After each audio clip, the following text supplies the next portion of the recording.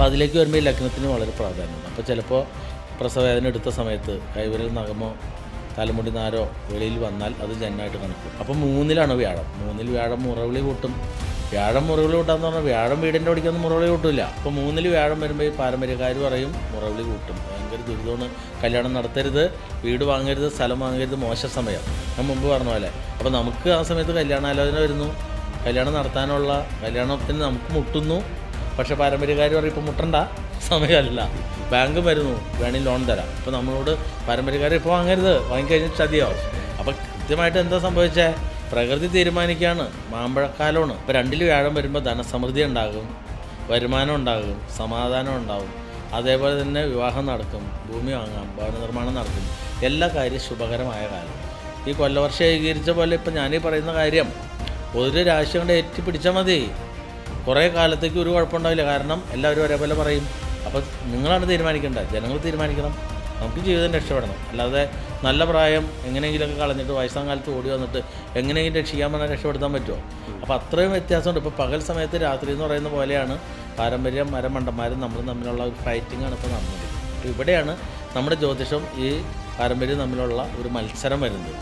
ആരോഗ്യമുള്ള കാലത്ത് ആയുസ് ഉപയോഗിച്ചാലാണ് നമുക്ക് രക്ഷപ്പെടാൻ പറ്റും.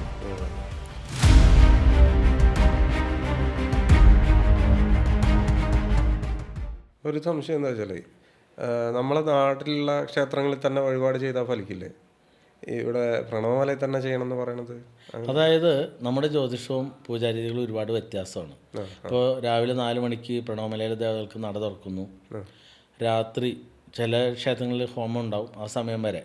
അതായത് നട തുറന്ന ഒരു സമയം പോലും ക്ഷേത്രനട അടയ്ക്കില്ല, നിവേദ്യ സമയത്ത് അടയ്ക്കില്ല. പിന്നെ സമ്പൂർണ്ണ മൂലമന്ത്രങ്ങൾ ഉപയോഗിച്ചാണ് പൂജ. ദ്രവ്യങ്ങളും അത്ര പെർഫെക്റ്റ് ആയിരിക്കും. പിന്നെ പുലവാലായ്മ കറക്റ്റായിട്ട് നോക്കും. ഇപ്പോൾ നായർ സമുദായമാണ്, അതുകൊണ്ട് അച്ചമഴി പുലയില്ല, അങ്ങനെയുള്ള സമ്പ്രദായമില്ല. നമ്മൾ ഫോളോ ചെയ്യുന്ന എല്ലാവരും അച്ചമഴിയായാലും അമ്മവഴിയായാലും കൃത്യമായിട്ട് പുലവാല ജാതിഭേദമൊന്നുമില്ല, മനുഷ്യർ തുല്യരാണ്. അപ്പോൾ ഈ പുല കൃത്യമായിട്ട് പോകുമ്പോൾ അത്രയും പെർഫെക്റ്റായിട്ട് ദേവതകൾക്ക് ശക്തിയുണ്ടാവും. അതുകൊണ്ടാണ് പ്രണവമലയിലെ ദേവതകൾക്ക് വഴിപാട് ചെയ്താൽ നമ്മൾ വാശി പിടിക്കേണ്ട കാര്യമില്ല, നമുക്ക് ഗുണമുണ്ടെന്ന് നോക്കാം. ഗുണം വരുന്നുണ്ട് തീർച്ചയായിട്ടും. അതായത് കണ്ണിൽ കാണുന്ന പോലെ ദേവതകൾ തെളിയിച്ചു തരാണ്. അപ്പോൾ അതുകൊണ്ടാണ് പ്രണവമല ദേവതകൾക്ക് വഴിപാട് ചെയ്യാൻ പറഞ്ഞത്. അപ്പോൾ നമുക്ക് കന്നിരാശിയിലുള്ള ഈ നക്ഷത്രക്കാർക്ക് ഉത്തരമുക്കാൽ ചിത്ര ആദ്യവാദം ചേർന്ന 2 നക്ഷത്രക്കാർക്ക് മോശ സമയമാണ്. അപ്പോൾ അർജുനപദ്യം ജപിക്കുക. അതോടൊപ്പം തന്നെ പ്രണവമല ദേവതകൾക്ക് വഴിപാട് ചെയ്യാം. പിന്നെ വരുന്നത് തുലാൻ രാശിയാണ്. തുലാൻ രാശി ചിത്തിര 2-ാം മാസം ചോതി വിശാഖം മുക്കാലി ചേർന്ന 2 നക്ഷത്രം. അവരെ സംബന്ധിച്ച് വ്യാഴം 10-ലാണ്. അപ്പോൾ ഇതേപോലെ പാരമ്പര്യക്കാർ പറയും വ്യാഴം 10-ലാണ്, കർമ്മ വ്യാഴമാണ്, മോശമാണ്. പക്ഷേ ഒരു രാശി പിന്നോട്ട് വരിക്കും 9-ലായി, ഭാഗ്യസ്ഥാനത്തായി. അപ്പോൾ എല്ലാം ഒന്ന് ചിന്തിച്ചാൽ മതി. നമ്മൾ പറയുന്ന കൃത്യമായിട്ട് കാര്യകാരണ സഹിതമാണ്. അല്ല മറ്റുള്ളവർ പറയുന്ന പോലെ അത് അങ്ങനെയാണെന്ന് പറയുന്നില്ല. അതിൻ്റെ കാരണം കൂടി പറഞ്ഞല്ല. അവിടെ പോയി തൊടല്ലേ, തൊട്ട് എന്ത് സംഭവിക്കും? തൊട്ട് അവിടെ ഷോക്കടിക്കും.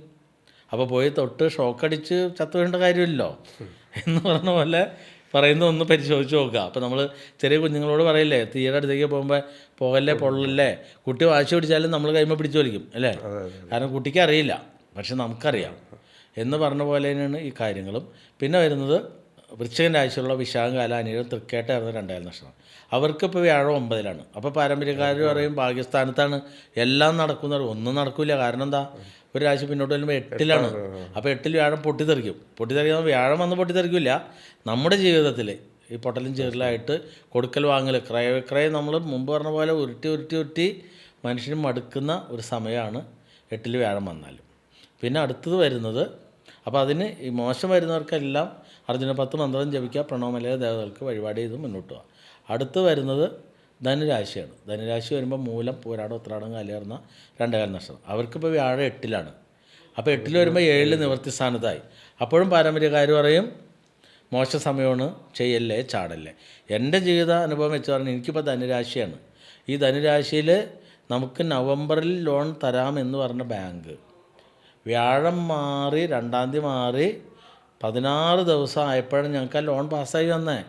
നവംബർ മുതൽ നവംബർ, ഡിസംബർ, ജനുവരി, ഫെബ്രുവരി, മാർച്ച്, ഏപ്രിൽ, മെയ് കഴിഞ്ഞ് ജൂൺ 17-ാം തീയതി ആയപ്പോഴാണ് ലോണിൻ്റെ പേപ്പർ പടപടയെന്ന് എല്ലാ കാര്യങ്ങളും സ്മൂത്തായത്. അപ്പോൾ ഇത്രയും പെർഫെക്റ്റ് ആയിട്ടാണ് വ്യാഴമാറ്റം പറയുന്നത്. അപ്പോൾ ഒന്ന് ശ്രദ്ധിച്ച ജീവിതം ജയിക്കാം. ഇപ്പം എല്ലാം അനുകൂലമായ കാര്യം. 7 എന്ന് പറഞ്ഞ നിവൃത്തിഭാവമാണ്.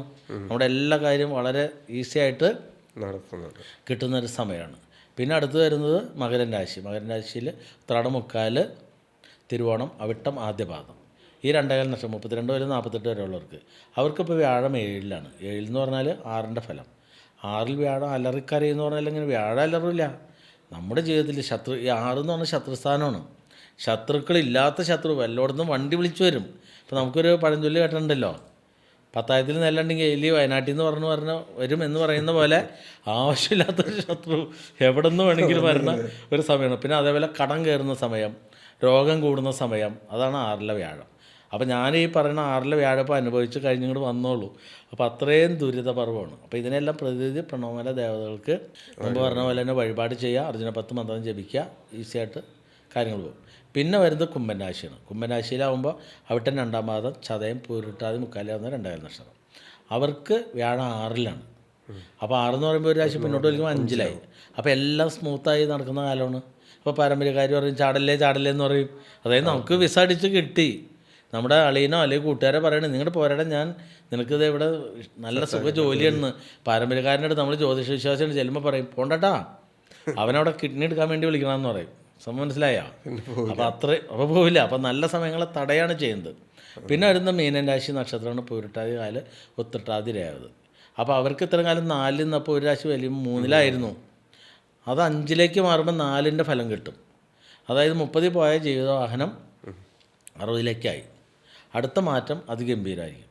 അപ്പോൾ ഇങ്ങനെയാണ് വ്യാഴമാറ്റം വരുന്നത്. അപ്പോൾ വ്യാഴമാറ്റം മോശമാകുമ്പോൾ ശ്രദ്ധിക്കേണ്ടത് രാവിലെ എഴുന്നേറ്റ് കുളി കഴിഞ്ഞ് അർജുന 10 മന്ത്രം ജപിക്കാം. മന്ത്രം ഇങ്ങനെയാണ്: ഓം നമോ ഭഗവദേവും, അർജുനൻ, ഫൽഗുനൻ, പാർത്ഥൻ, വിജയനും, വിസ്തൃതമായവർ, പിന്നെ കിരീടിയും, ശേതാശനും, ധനഞ്ജയൻ, ജിഷ്ണുവും, ഭീതികരം, സവ്യസാജീവ വിഹത്സ്യവും, 10 നാമങ്ങളും ഭക്ത്യാ ഭജിക്കുകിൽ നിത്യഭയങ്ങൾ അകന്നുപോകും നിശ്ചയം രാമനാരായണൻ. പിന്നെ അതുകൂടാതെ വ്യാഴം മാറി വരുമ്പോൾ സമയത്ത് തന്നെ പ്രണവമലയിലെ മഹാവിഷ്ണു ഭഗവാന് ദക്ഷിണ സമർപ്പിച്ച് ചുറ്റുവിളക്ക് പൂജ നടത്താം. 1500 രൂപ നേരിട്ട് വന്ന, ഓൺലൈൻ 500. പിന്നെ പാൽപ്പായസവും ഭാഗ്യസൂക്തവും 130 രൂപ ഒരു മുട്ടിറക്കൽ. പിന്നെ തിങ്കളാഴ്ച മഹാദേവന് ധാരാകുളപതിൽ പിൻവൽക്കുള്ള നിവേദ്യം 100 രൂപ ഒരു മുട്ടിറക്കൽ, 200 രൂപ. പിന്നെ ശനീശ്വരന് ഒരു നീരാഞ്ജനം. അപ്പോൾ അങ്ങനെ ചെയ്ത് കഴിഞ്ഞാൽ നമ്മുടെ ജീവിതം നല്ല സ്മൂത്തായിട്ട് തന്നെ. അതോടൊപ്പം തന്നെ നമുക്ക് കാലങ്ങളായിട്ട് ദുഃഖങ്ങളും ദുരിതങ്ങളും എത്ര ശ്രമിച്ചിട്ടും രക്ഷപ്പെടാൻ പറ്റുന്നില്ലെങ്കിൽ നേരെ കൺസൾട്ടേഷൻ എടുക്കുക, എന്താണ് നമുക്ക് സംഭവിച്ചതെന്ന് നോക്കുക. എന്നിട്ട് അതിൻ്റെ പ്രതിനിധി നമ്മുടെ ഒരു പൈസ എന്തെങ്കിലും നേരെ എറണാകുളം ജില്ലയിൽ മൂവാറ്റുപുഴ താലൂക്കിൽ വാഴക്കുളം പൈനാപ്പിൾ സിറ്റിക്ക് അടുത്ത് കല്ലൂർക്കാട്, കല്ലൂർ പേരമംഗലത്ത്, തിരുപേരമംഗലത്തപ്പൻ്റെ തിരുസന്നിധിയിൽ വരാം. പ്രണവമലയിൽ വന്നിട്ട് 27 ദേവതയുണ്ട്. ഓരോ ദേവതയ്ക്ക് 108 പൂർണ്ണ പരീക്ഷണം നടത്തുക. താഴെ കൗണ്ടറിൽ ഞാൻ ജപിച്ചു കൊടുത്താണ് ചരണ വാങ്ങിക്കെട്ടുക. അതിലൂടെ 27 ദിവസം മുന്നോട്ടു. ഇത് തന്നെ നമുക്ക് കാരണം മനസ്സിലായി എങ്ങനെയും രക്ഷപ്പെടണം എന്നുള്ള ചിന്തയാണെങ്കിൽ ആ പ്രദക്ഷിണം നടത്തുമ്പോൾ ആവാഹന പൂജയിൽ എത്താൻ ജീവിതം രക്ഷപ്പെടണമെന്ന് പ്രാർത്ഥിച്ചാൽ മതി. അപ്പോൾ നമുക്ക് ആവാഹന പൂജയിലെത്താം. അതല്ലെങ്കിൽ ചരട് കെട്ടി പിന്നെ ഒരു ഏലസ് വാങ്ങി ധരിച്ച് അതിൻ്റെ വഴിപാട് പ്രണവമലയിലെ 11 തൃക്കരം കൂടി മഹാഗണപതിക്ക് ചെയ്തു പോയാൽ 1.5 വർഷം വരെ 1400 രൂപ ചിലവുണ്ട് എല്ലാ മാസം. പക്ഷേ നമുക്ക് ആകെ മുടക്കം 100 രൂപയുള്ളൂ. അങ്ങനെ ചെയ്തു പോകുമ്പോൾ 1.5 വർഷം വരെ ആ ഏലസിലൂടെ പോകും. അതിൻ്റെ ഇടയിൽ വന്ന് ആവാഹന പൂജ ചെയ്ത് ജീവിതം രക്ഷപ്പെടാം.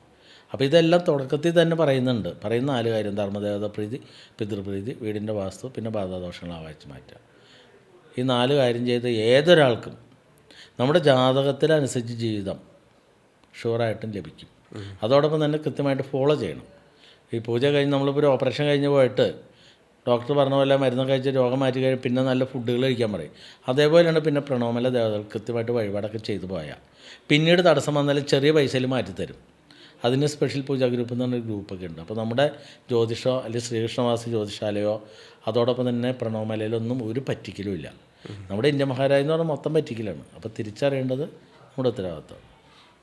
പിന്നെ ഒരു സംശയം എന്താ വെച്ചാൽ നമുക്ക് ഈ ജാതകം എഴുതുന്ന കാര്യം പറഞ്ഞല്ലോ, ജാതകം എഴുതിക്കാനായിട്ട് മുന്നേ ജാതകമുള്ള ആളുകൾക്കും നമ്മൾ എഴുതി കൊടുക്കുന്നുണ്ട്. തീർച്ചയായിട്ടും എഴുതാൻ പറ്റും. കാരണം പാരമ്പര്യമായിട്ട് എഴുതിയിരിക്കുന്ന ജാതകം അത് വായിച്ചാലൊന്നും മനസ്സിലാവില്ല. നമ്മുടെ ജാതകമാണ് എത്ര വയസ്സ് ഇപ്പോൾ മരിക്കാൻ കിടക്കുന്ന ആൾക്ക് വരികയാണെങ്കിൽ പോലും ജാതകം എഴുതാം.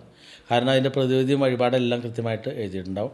അതിൽ നോക്കി കഴിയുമ്പോൾ നമ്മുടെ കുട്ടികൾ എന്തൊക്കെ പഠിക്കും, എങ്ങനെയാവും എന്നുള്ളതൊക്കെ കൃത്യമായിട്ട് മനസ്സിലാക്കാൻ സാധിക്കും. അതിന് വേണ്ടിയിട്ട് ഗുരുനാഥനെ കോൺടാക്ട് ചെയ്യും. അതായത് നമുക്ക് സ്ക്രീനിൽ കാണുന്ന നമ്പറിൽ വിളിച്ച് ബുക്ക് ചെയ്ത് കഴിഞ്ഞാൽ ജാതകം എഴുതിയിട്ട് ഒരു 6 മാസം താമസം വരും. എന്നാലും കൃത്യമായിട്ട് ആ ഒരു ജാതകം ഉണ്ടായാൽ വിവാഹം കഴിക്കാൻ പോകുന്ന കുട്ടികൾക്ക് 40 വരെ അതിനകത്ത് കൃത്യമായിട്ട് എഴുതിയിട്ടുണ്ടാവും. അപ്പം നമ്മൾ സംസാരിച്ചിരിക്കുന്നത് 48 വയസ്സ് വരെയുള്ള ആളുകളുടെ കാര്യങ്ങളാണല്ലോ. ഇപ്പം 48 വയസ്സിന് മുകളിലോട്ടുള്ള ഒരു മധ്യവയസ്കരായിട്ടുള്ള ആളുകൾക്ക് ഇപ്പം കുറേ കടബാധ്യതകളും ഒക്കെ ആയിട്ട് ബുദ്ധിമുട്ടി നടക്കുന്ന ഒരാളുകൾക്കാണെങ്കിൽ അവരെ വ്യാഴമാറ്റത്തിനെ കുറിച്ച് ഒന്ന് സംസാരിക്കുകയാണെങ്കിൽ അവർക്ക് ഇതുകൊണ്ടൊരു ഒരു ഗുണമായിരിക്കുമല്ലോ. അതെ, കാരണം 48 വയസ്സെന്ന് പറയുമ്പോൾ ജീവിതത്തിൻ്റെ മധ്യപ്രായമായി ഒരുമാതിരി എന്ത് 20 ഏത് 30 ഇരുത്തം 40 വയസ്സായിട്ടും എന്തുകൊണ്ടാണ് ജീവിതം ജയിക്കാത്തത് എന്ന് പോലും ചിന്തിക്കാത്ത ഒരുപാട് ആളുകളാണ്. കാരണം ഈ കാലഘട്ടം അങ്ങനെയാണ് പോണത്. യുക്തിചിന്തകളാണ്. പിന്നെ ഒരുപാട് ജ്യോതിഷ ചാനൽ ശരിയേതാ തെറ്റേതെന്ന് അറിഞ്ഞുകൂടാ.